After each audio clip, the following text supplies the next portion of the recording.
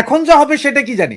এখন যদি এখন তো অবস্থা এমন, আজকে এই মুহূর্তে যা খবর পাচ্ছি তাতে তারেক রহমানকে তো ইয়ে দিচ্ছে না, প্রথম ভারত সফর করতে পারছেন না উনি।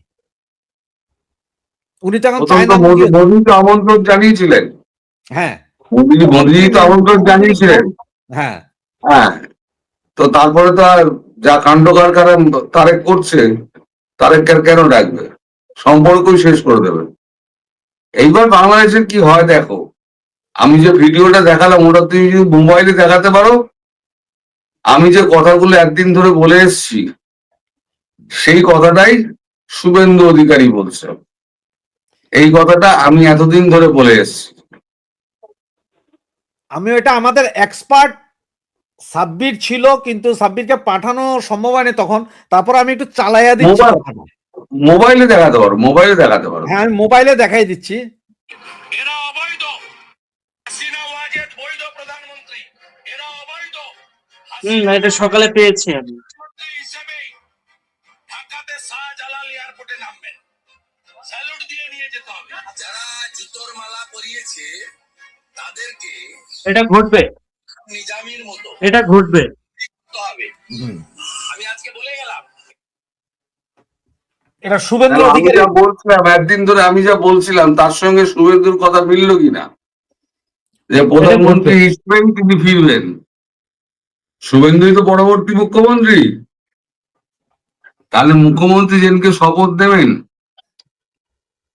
তার মুখের কথাটা কিন্তু চেঞ্জ হবে না। আচ্ছা, কেন বাংলা এত এত দরকার ছিল, এবার আমি তোমাদের একটা ভিডিও দেখাই। এই ভিডিওটা রয়ের থেকে নেওয়া, রয়ের এক অফিসারের বক্তব্য, যার জন্য আমি এখানে দিতে পারবো না, আমি শুধু তোমাদেরকে শোনাই।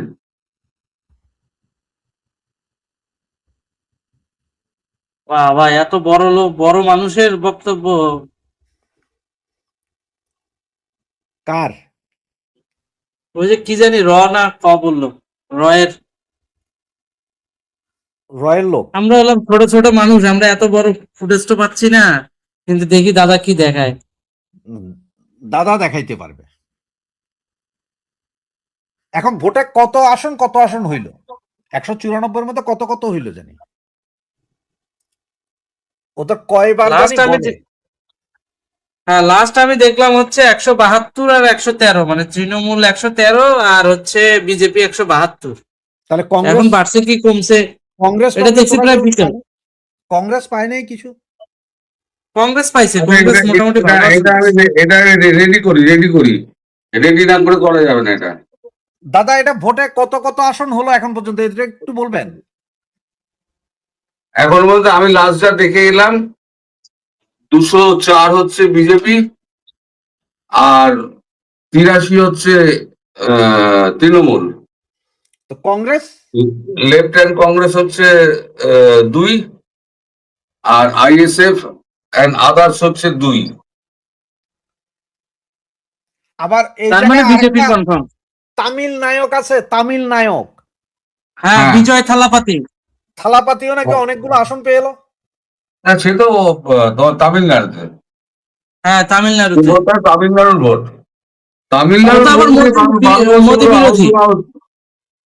তামিলনাড়ুর ভোট নিয়ে ভারতবর্ষে কোনো আলোচনা হচ্ছে না, সারা ভারতবর্ষ পৃথিবী ওয়েস্ট বেঙ্গল নিয়ে আলোচনা হচ্ছে।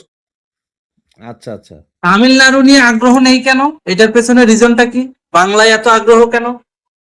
বাংলায় আগ্রহ এই কারণে যে বাংলাদেশটা ওই যে বর্ডারটা অসুরক্ষিত হয়ে রয়েছে।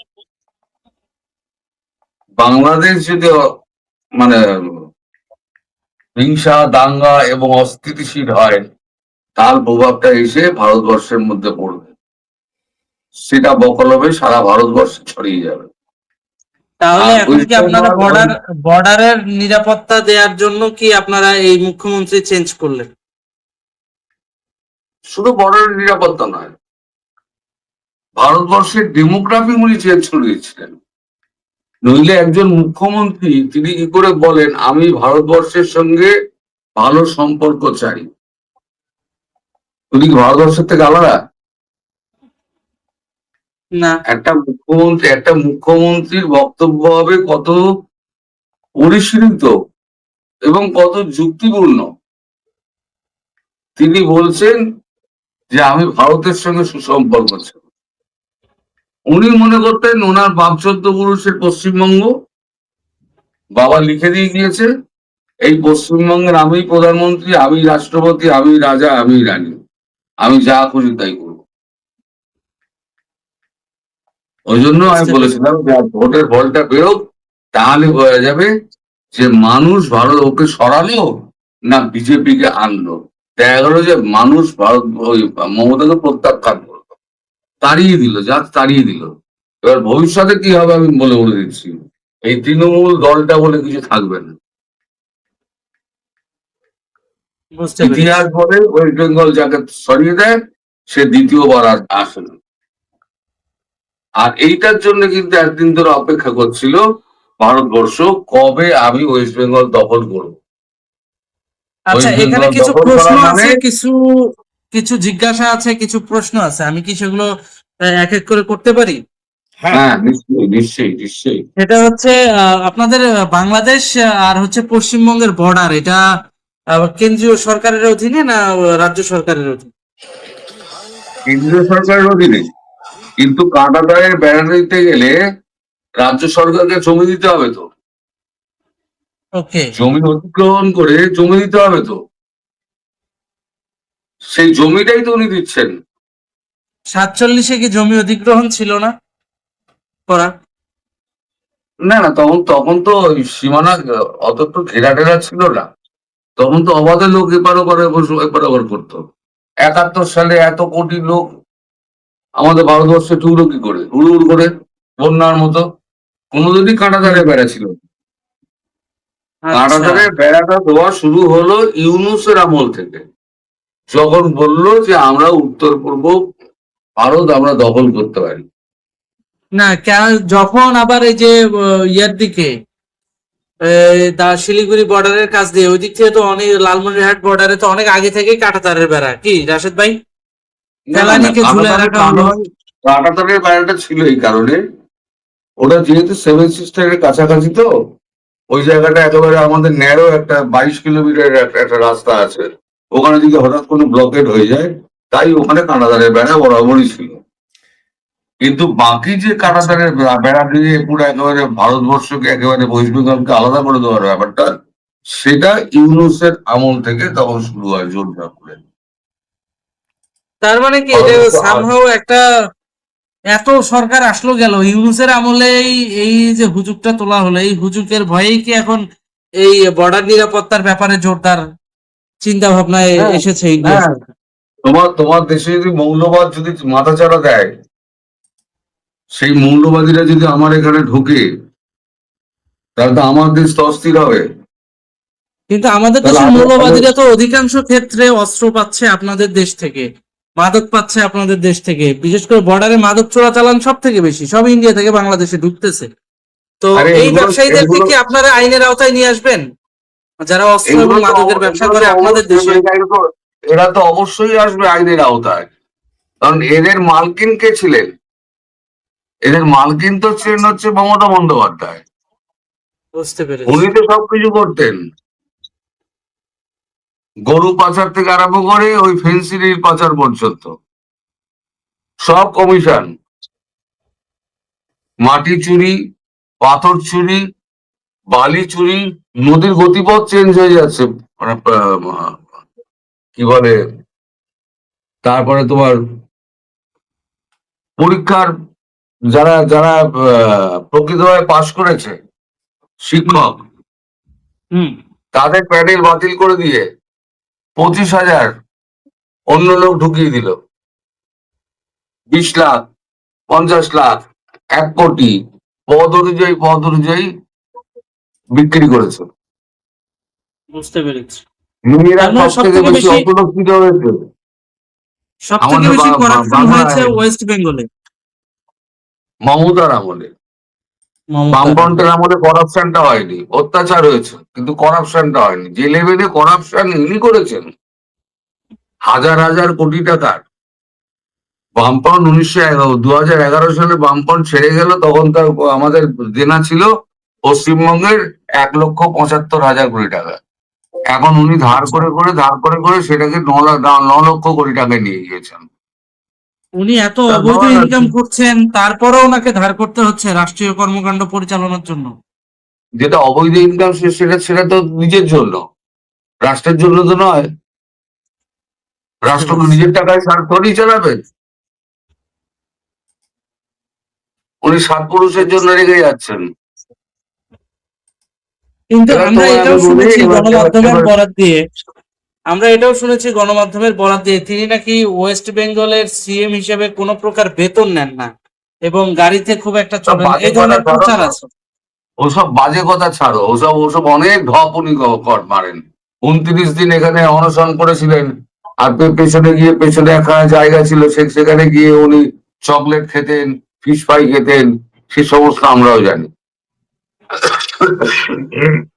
বুঝতে পেরেছি। ওই আমি যে একবার, আমাদের দেশের কিছুদিন আগে যে অনশন করলো বৈষম্য বিরোধী ছাত্র আন্দোলনের পোলাপাইন, দাতাল মোসাদ্দেক সহ, ওদের মতো আর কি, চিপায় যায় জুস খায়। হ্যাঁ, আরে অনশন করে কেউ মোটা হয়েছে আমি তো দেখিনি। অনশন করলে তো শীর্ণ হয়ে যায়। এত ক্যাডবেরিজ 29 দিন অব্দি খেয়েছে যে মোটা ধামসি হয়ে গেছিল ক্যাডবেরিজ খেয়ে খেয়ে।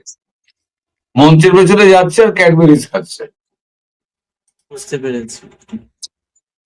আমি তোমার ধন্যবাদ চারটে আপনাকে। উদাহরণ দিই, জি। তুমুল জনপ্রিয়তা নিয়ে এসেছিল, তারপর লাস্টে জেল জেল হয়েছে।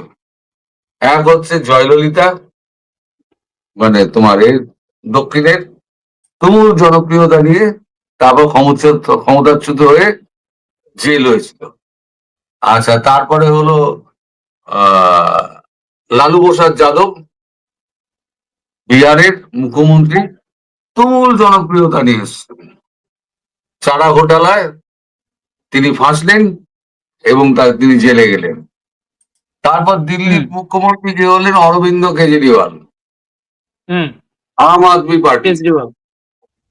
আম আদমি কেজরিওয়াল পার্টি। সেও এক চোর, পাটপার, মুখে সাধু সাধু কথা বলে আন্না হাজারেকে ভুল বুঝিয়ে ওনার কাছ থেকে দলটাকে ছিনিয়ে নিয়ে উনি রাজনীতি করে একটা বাড়ি বানিয়েছেন, 43 কোটি টাকা দিয়ে একটা বাড়ি বানিয়েছেন, মহল। তো মহল তো গেল, তো তিনিও জেলে গেলেন। এবার চতুর্থ জন হলো মুখ্যমন্ত্রী মমতা বন্দ্যোপাধ্যায়, যিনি প্রচুর বহুমত নিয়ে এসেছিলেন। সেই ভিডিওটা আমি এখনো পর্যন্ত খুঁজে পেলাম না। 2011 সালে রাইটার্স বিল্ডিং এর ভেতরে ঢুকে জনতার উদ্দেশ্যে হাত নাড়ছেন। এবার তার জেলে যাওয়াটা বাকি আছে, তিনি জেলে যাবেন। আচ্ছা তার আচ্ছা, দাদা, শেষ জেলে যাওয়ার বছরটা পর কি হচ্ছে এরা কত বছর পর পর ছাড়া পায়? মানে বাংলাদেশের ইতিহাস কি, সরি, ভারতবর্ষের ইতিহাস কি বলে? সে অপরাধ অনুযায়ী ছাড়া পাবে, তার অপরাধের যা বিচার হবে সেই অনুযায়ী তার ছাড়া পাবে। আজীবন কারাবাস হতে পারে। আমাদের আজীবন কারাবাস মানে তোমার আমৃত্যু কারাবাস নয়, 14 14 বছর। বছরের পর, 16 বছরের পর মোটামুটি ছেড়ে দেয়। কিন্তু ওনার এখন যা বয়স, উনি বাইরে থাকলেও শেষ, ভেতরে থাকলেও শেষ। মানে ওনার বুঝতে রাজনৈতিক পেরেছি। কেরিয়ার 12টা বেজে গেল, ওনার ভাইপোর রাজনৈতিক কেরিয়ার 12টা বেজে গেল, দলটা উঠে যাবে। আর দাদা, কজন এখন এসে এখন ঢুকছে, বাংলাদেশে কজন কিন্তু একটা থাকবে? সমস্যা আছে দাদা। হ্যাঁ, বিজেপি যদি জিতে যায় পশ্চিমবঙ্গে, তাহলে যে সামনে কোরবান, গরু তো দিবে না। না, আরে আমাদের নিজস্ব প্রোডাকশন আছে, ইন্ডিয়া গরু না দিলে কিছু যায় আসে না, ওটার হিসাব বাদ। এখন কথা হচ্ছে এখন গরু ফরু সেটা না, সব বন্ধ, সব এখন বন্ধ। গরু ফরু গরু, সব বন্ধ। এটা আরো ভালো হবে। মমতা, এটা আরো ভালো হবে, আমাদের চাষিরা সঠিক ন্যায্য মূল্য পাবে। হ্যাঁ ইন্ডিয়ান গরু হ্যাঁ আসার কারণে আমাদের চাষিরা ন্যায্য মূল্য পায় না। হ্যাঁ, তোমাদের দেশের পক্ষে অর্থনীতি ভালো হবে।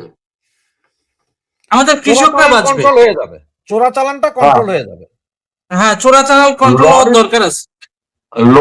লরি গরু নিয়ে গিয়ে পাচার করে দিচ্ছে, লরি। আর সব থেকে মজার বিষয় হচ্ছে, মমতা ব্যানার্জি ক্ষমতাচ্যুত হওয়ার পর পর বাংলাদেশে তার কিছু ভাইপো আছে যারা জুলাই আন্দোলন করেছে, যারা অতীতে কোটা আন্দোলন করেছে, তাদের মোটামুটি মন খারাপ। আমাদের সৈক্যা চাচা, মানে হচ্ছে শফিক, জামাতের আমির, সৈক্যা চাচা বলতেছে যে ধর্ম ব্যবসায়ীদেরকে বয়কট করা উচিত ছিল ভারতীয় জনগণদের। ধর্ম ব্যবসায়ীদেরকে বয়কট করা উচিত ছিল। এখন সে যে নিজে ধর্ম ব্যবসায়ী এই জিনিসটা আর তার মাথায় নাই। আমি হোয়াটসঅ্যাপে ফটো কার্ডটা পাঠাচ্ছি। রাশিদ ভাই, আপনি একটু ফটো কার্ডটা দেখাবেন জনগণ। অবশ্যই অবশ্যই। মানে মারাত্মক লেভেলের সার্কাসিজম চলতেছে। এরা এখন নিজেদের পিঠ বাঁচাইতে সেকুলার সাজতেছে। মারাত্মক লেভেলের গেম চলতেছে বাংলাদেশে। অনেক ভাইপোদের মন খারাপ, এতটাই মন খারাপ যে মনে হয় নিজের মায়ের 40-এতেও তারা এতটা মন খারাপ করতো না। মারাত্মক লেভেলের মন খারাপ। দাদা কবে পর্যন্ত ফাইনাল রেজাল্টটা পাওয়া যাবে? আজকেই ঝামেলা, আজকেই মিটে যাবে, আজকেই মিটে যাবে। মারামারি হবে না দাদা? আমাদের বাংলাদেশে তো এখনো ধরেন ইলেকশনে হারলে মারামারি হবে, তারপরেই মারামারি হবে তো। কারচুপি হয়েছে বলবে না মমতা? হ্যাঁ যে ব্যাপক কারচুপি হয়েছে এটা বলবে না মমতা ব্যানার্জি আমাদের দেশে? হ্যাঁ, ওদের ন্যারেটিভ তো আগে থেকেই করে রেখে দিয়েছে, ভিডিওতে আমি পাঠিয়েছি, সে ভিডিওতে আগেই আমি পাঠিয়ে দিয়েছি।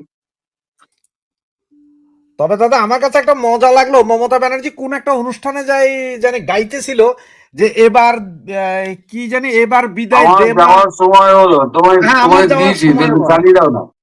হ্যাঁ, এটা চালিয়ে দাও না। না, গানগুলো চালাইতে দাও, খুবই দাও। সমস্যা, কারণ ওই রেস্ট্রিকশন দেয়, গান চালাইলেই শেষ। না না, ওই জন্য আমি ছোট্ট করে দিয়েছি 17 মিনিটের, 17 না, সেকেন্ডের। গান চালায় না। এই এত সুন্দর অনুষ্ঠানটা নষ্ট করার কোনো দরকার নেই, কোনো দরকার। এই যে আমি দিয়েছি, আমি রেস্ট্রিকশন খাইনি, আমি দিয়েছি, আমি রেস্ট্রিকশন খাইনি। হ্যাঁ, এটা আমাদের সাদা শকুন দাদা। হ্যাঁ, সম্মানিত সাদা শকুন কি বলেছেন? এনাদের তো সমস্ত কিছু, বাপ মা বলো, তারপর সাহায্যকারিনী বলো, সবই তো ছিলেন তো এইখানে আমাদের বেগম। আমি বুঝলাম না, এই যে লেখছে পশ্চিমবঙ্গে বিজেপির মতো ধর্ম ব্যবসায়ীদের উত্থান আমাদের জন্য অশনি সংকেত, জনগণের বয়কট করা। আচ্ছা, আমার প্রশ্ন হচ্ছে যে ওরা যদি ভারত হিন্দুত্ববাদী রাষ্ট্র, ওরা বলতেছে হিন্দু রাষ্ট্র, ওখানে হিন্দুরা উত্থান হবে না পতন হবে সেটা ভারতবাসী চিন্তা করবে। তো এই উনি কেন? তো এরকম হইলে তো তাইলে এই যে মিডল ইস্টে সব মুসলমান সব ফালাই দাও, ওখানে সব জুই ফাই না দাও, সেটা ভাই বুঝেন না কে? বর্ডারের ওই পার থেকে তো আসে, বুঝেন না কেন আসে? তো সারা বিশ্বে মুসলিম রাষ্ট্র রয়েছে, খ্রিস্টান রাষ্ট্র রয়েছে, ইহুদি রাষ্ট্র রয়েছে, একটা হিন্দু রাষ্ট্র থাকতে পারবে না কেন ভাই? সেটাই আর কি। হিন্দুদের কি দোষ? আমাদেরই সব সেকুলারিজম মেনে চলতে হবে, আর তোমরা চিরকাল আমাদের পেছনে উড়ো দিয়ে যাবে, আর আমরা মেনে চলবো। সবে শুরু হলো, এইবারে জামাতের বাচ্চাগুলোর কি হয় সেগুলো দেখবে।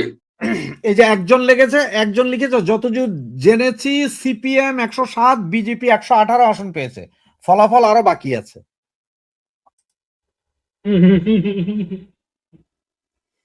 কি বলবেন দাদা বলেন। হ্যাঁ, কারাবা বলো, আমি শুনতে পারি, লাইন কেটে গেছিল। এটা বলেছে যে একজন বলল যে মানে সিপিএম 107 আর বিজেপি। সিপিএম না কোথায়, সিপিএম কোথায়? ওই ভদ্রলোক ওইটাই লিখতো। সিপিএম 100, ভুল লিখেছে, বিজেপি 107। সরি, যদ্দূর জেনেছি সিএমপি 107 এবং বিজেপি 118। সিএমপিটা কি? সিএমপি নামে কোনো দল আছে? এখন এটা তো আর আমি জানি না। আমি জানি না উনি কি বলতে চাইছেন। সিএমপি নামে তো কোনো রাজনৈতিক দলই নাই পশ্চিমবঙ্গে, ভারতবর্ষেই নেই। উনি ভুল লিখেছেন, ওনাকে ঠিক করে লিখতে বলুন। আপনি যিনি লিখেছেন তিনি ঠিক করে লিখুন। আমরা জানি না, এরকম কোনো দল কিন্তু নেই পশ্চিম ভারতবর্ষে সিএমপি। আপনি যদি এখন তামিলনাড়ুর কথা বলেন, ওখানে 1000টা দল রয়েছে, মানে আমরা নাম মনে রাখতে পারি না, তামিল দল নাম মনে রাখতে পারি না। সেখানে হয়তো সিএমপি টিএমপি থাকতে পারে, উনি তামিলনাড়ুর কথা হয়তো বলছেন, আমি জানি না। পশ্চিমবঙ্গে এরকম কোনো দল নেই। পশ্চিমবঙ্গে নেই না? না খেলা এখন এখন এখন কি হবে? এখন এই দল খুঁজে বের করবো নাকি আমরা টকশো করবো? আমরা না, টকশো করি।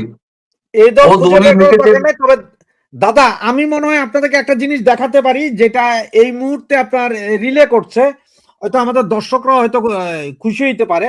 জিনিসটা একটু হ্যাঁ দেখাই আমি, যেটা হ্যাঁ আনন্দবাজার পত্রিকার একটা নিউজ, হুম, ওইটাই দেখানোর চেষ্টা করছি আমি। এই যে টেলিকাস্ট করছে ওরা। আচ্ছা, বিজেপি 206 হ্যাঁ 206 বিজেপি। এবং ওখানে তবে আনন্দবাজারের যে প্রথম যে লেখাটা লিখছিল সেটাতে বলছিল যে মানে ইয়ে করছে, কি বলে, এই দিদির দুর্গের পতন। এই যে দেখেন আমি দেখালাম, এই যে দুর্গের পতন, হ্যাঁ মানে দিদি সে কমপ্লিট শেষ, দিদি সম্ভবত 81 আসন, 81। 81 আসন। এই যে দেখাচ্ছে 81, ভোটের ফলাফল 81 দেখাচ্ছে আর কি। আচ্ছা, ওটা ওটা 77-এ নামবে, নিচে নামবে। হ্যাঁ এবার হুড়ুর করে ওনার ওনার যত বিধায়ক আছে না, হুড়ুর করে দল থেকে কংগ্রেস আর এতে পালিয়ে যাবে, সিপিএম এ হুড়ুর করে, কারণ দলটা তো উঠে যাবে তো। হুম। এই যে যারা যারা পাস করছে, যারা যারা ফেল করছে, তাদের লিস্টও চলে আসছে। আনন্দবাজার পত্রিকা লাইভ টেলিকাস্ট করতেছে সবগুলো। তুমি দেখো চৌরঙ্গিটা, এ দেখো ভবানীপুরটা, দেখো বাউকিটা, এর মধ্যে এত ছোট তো আমি দেখতে পাচ্ছি না মোবাইলে। ভবানীপুর পাও কিনা এর মধ্যে? ভবানীপুর তো আসলে ওইভাবে, ভবানীপুরে এগিয়ে গেলেন শুভেন্দ্র 16 রাউন্ড গণনা শেষে 538 ভোটে পিছিয়ে পড়লেন মমতা। বাকি কত রাউন্ড? হ্যাঁ, ওই জন্যই ওই বাবা মানে ঝামেলাটা করেছিল, আমি বললাম না। এই যে এই ভবানীপুরে হারবে এটা আন্দাজ করেই ঝামেলাটা করেছিল। আজকেই ফল প্রকাশ হয়ে যাবে, ফাইনাল। আচ্ছা ও দুটো দুটো জায়গায় দাঁড়িয়েছিল, নন্দীগ্রাম আর ভবানীপুর। নন্দীগ্রামে জিতে গেছে, ভবানীপুরও জিতবে। দুটো জায়গায় জিতলে পরে ওর থেকে ভালো মুখ্যমন্ত্রীর বউ পশ্চিমবঙ্গে আর দুটো নেই।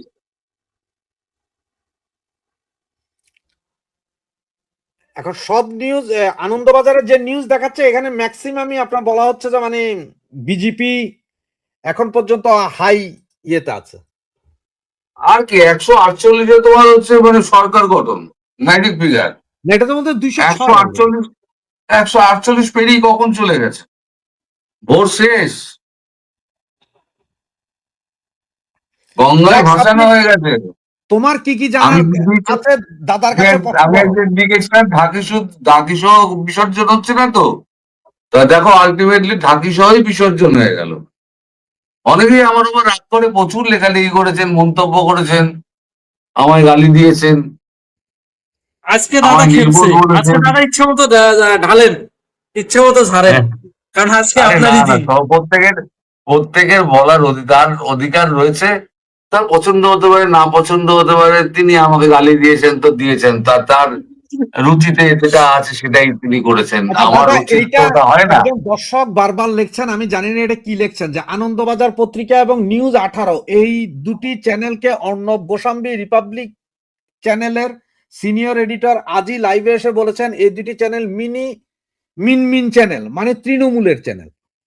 উনি এটা কেন লিখলো জানি না আমি। না, আনন্দবাজার হয়তোবা তো সকালবেলা উনি এটা বুঝাতে চাচ্ছেন, হয়তোবা উনি এটা বুঝাতে চাচ্ছেন যে ওই চ্যানেলগুলো হচ্ছে বিজেপির, সরি বাজারের ওই চ্যানেলগুলো হয়তোবা ওই যে মিন চ্যানেল, অর্থাৎ সুশীল মার্কা চ্যানেল, এটা বুঝাইতে চাচ্ছে হয়তো।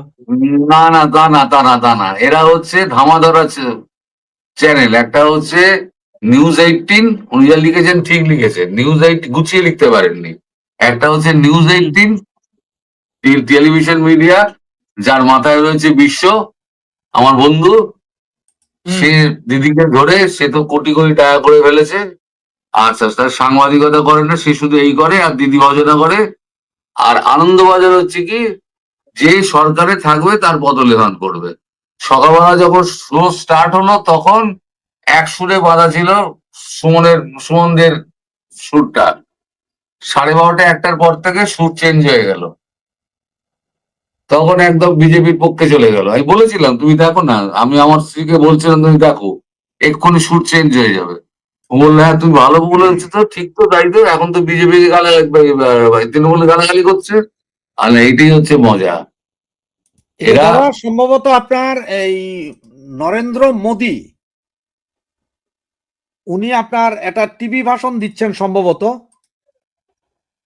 হ্যাঁ, উনি তো এতে গেছেন তো, কি বলে, হ্যাঁ, এই যে টিভি ভাষণ দিচ্ছেন উনি। হ্যাঁ ওই এতে।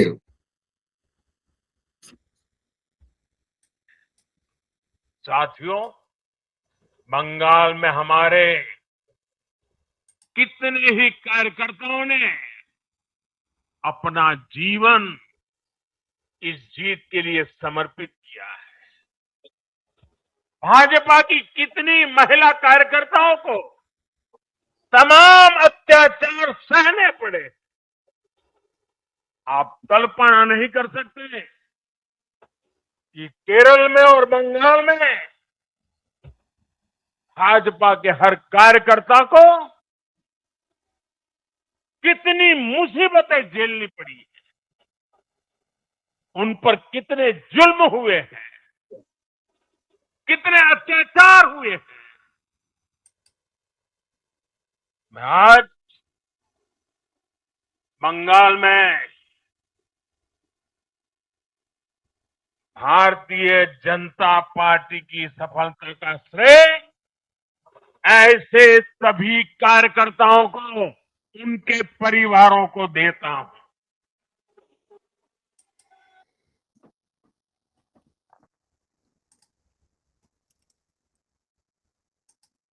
আমরা বেশিক্ষণ দেখাতে পারবো না, কারণ বেশিক্ষণ দেখাইলে তো আবার সমস্যা হইতে পারে লাইভে। হ্যাঁ হ্যাঁ কপিরাইট ইস্যু আসতে পারে। হ্যাঁ, হ্যাঁ, এই জন্য বন্ধ করে দিলাম। যদিও আমাদের ইন্টেনশন তাদের কন্টেন্ট চুরি করা না, আমাদের ইন্টেনশন এটাকে আরো বেশি করে মানুষকে দেখানো। তথ্যটাকে ইনফর্ম করা। হ্যাঁ, তার মানে হচ্ছে কি, তাহলে এখন আমরা যতটুকু বুঝছি 206 অনেক বেশি আসন হয়ে গেল, হ্যাঁ, অনেকটাই। একক সংখ্যাগরিষ্ঠ হয়ে গেল। একক সংখ্যাগরিষ্ঠতা 248 পেরিয়ে গেলে একক সংখ্যাগরিষ্ঠতা, আর কারোর প্রয়োজন হয় না। হ্যাঁ, সংখ্যাগরিষ্ঠতা পেরিয়ে অনেক আগে এগিয়ে গেছে, সংখ্যাগরিষ্ঠতা অনেক আগেই পেয়ে গেছে। যাক, তো ঠিক আছে, তাহলে আমরা কি লাইভটা আজকের মতো এখানেই শেষ করতে পারি? হ্যাঁ হ্যাঁ, এবার শেষ করতে পারো, আমাদের তো মোটামুটি কথা তো হয়ে গেছে। তোমার কিছু জানার থাকলে এবারে- প্রশ্ন করতে পারো, বা কিছু না, বলার থাকলে আপাতত আমার কিছু জানার নাই। আমার দাদার কাছে যা জানার ছিল জেনে গেছি। লাগলে ভবিষ্যতে আবার আরো অন্য কোনো অনুষ্ঠানে প্রশ্ন করব। তবে আজকে বাংলাদেশের অনেক সাধারণ মানুষ উল্লাসিত যে পার্শ্ববর্তী দেশে এবার হয়তো বা তাদের সহযোগিতায় দুই বাংলায় মৌলবাদ মুক্ত কোন একটা পরিবেশ তৈরি হবে আর কি, সৃষ্টি হবে। এখন দেখা যাক কি হয়, সময় আসলেই সেটা পরিষ্কার বোঝা যাবে। আজ বললে কাল তো হবে না, সময় লাগবে, এগুলোর সময় লাগে, তাই একটু সময় লাগবে, কিন্তু বাংলাদেশের পরিস্থিতি এবার পরিবর্তন হবে, এটুকু আমি বলতে পারি। যেটা সাব্বির বললো, যেটা আপনি বললেন যে আশপাশ নর্মালি তো একটা আশপাশের রাষ্ট্র থেকে যদি অস্ত্র মাদক চোরাচালান না হয়, তখন তো পরিবর্তন হইতেই বাধ্য, এটা তো নর্মাল। হ্যাঁ, হুম। এটা তো টাকা যদি বন্ধ হয়ে যায়, টাকা যদি বন্ধ হয়ে যায়, মাদক যদি বন্ধ হয়ে যায়, ফেন্সিডিল যদি বন্ধ হয়ে যায়, চোরাচালান যদি বন্ধ হয়ে যায়, তারপরে তো এমনি হাত পা কাটা হয়ে গেল। সেটাই। অস্ত্র আর মাদক এই দুইটা অফ করতে হবে। অস্ত্র অস্ত্র মাদক অফ করলে, অস্ত্র এবং মাদক অফ করলে অভ্যন্তরীণ পর্যায়ে যদি দুর্নীতিটা অফ হয়ে যায়, অটোমেটিক্যালি মৌলবাদের অনেক ডাউন হয়ে যাবে। কারণ হ্যাঁ, এই সবকিছু গ্যাঞ্জামের সূচনাই হচ্ছে এই তিনটা জিনিস: অস্ত্র, মাদক এবং দুর্নীতি। কারণ অস্ত্র মাদক দিয়ে পয়সা ইনকাম করে, সেই পয়সা অফিসারদের দুর্নীতির ভাবে খাওয়ায় অফিসার কিনে নেয়, এবং সেই অফিসার গুলো ভেতর থেকে গাদ্দারি করে দোষ দেয় সরকারের গায়ে। আমরা আজকে এখানে শেষ করি। ধন্যবাদ দর্শক শ্রোতা মন্ডলী, আপনারা এতক্ষণ আমাদের সাথে ছিলেন, আমাদের এই বিশেষ লাইভটি শুনেছেন। আমরা অলরেডি দেখতে পেয়েছি 206 আসনে বিজেপি দিদির অবস্থা খারাপ, বাকিদের অবস্থা তো নাই। তো এরপরও যদি ফাইনাল রেজাল্ট আজকে বেরিয়ে যাবে, সবাই জেনে যাবেন, হয়তো আমরা কালকে বা পরশুদিন আরেকদিন হয়তো বসবো টোটাল সবকিছু নিয়ে, কে হবেন মুখ্যমন্ত্রী, কে কি সব বিষয় নিয়ে। তো সে পর্যন্ত আমরা আজকে বিদায় নিচ্ছি। শুভরাত্রি। আর ঢাকি সহ বিসর্জন করে দিয়েছে, এটুকু বলতে পারি।